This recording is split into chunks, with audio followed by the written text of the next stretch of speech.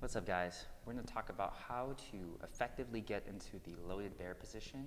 We're going to talk about some safety cues and what you should be feeling and engaging while you're in this position. So let's start off with the setup first.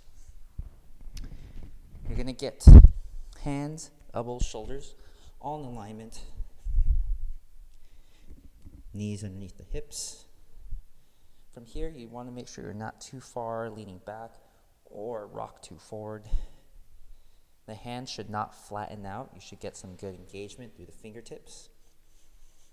Once I'm in this position, from here, I want to make sure I'm actively pushing through the ground and getting that nice, strong hand, elbow, shoulder connection.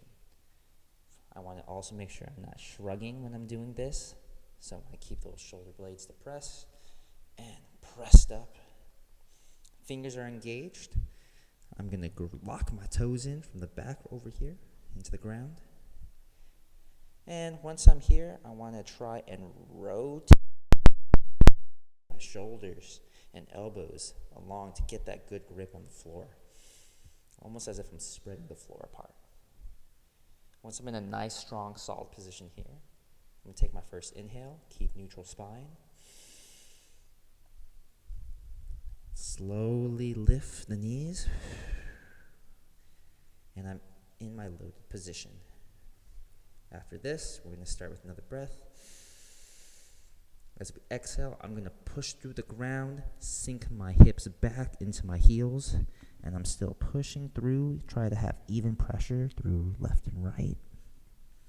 Once you're in this bottom position, see if I can straighten out a little bit more. Take a deep breath in. Exhale, come back up.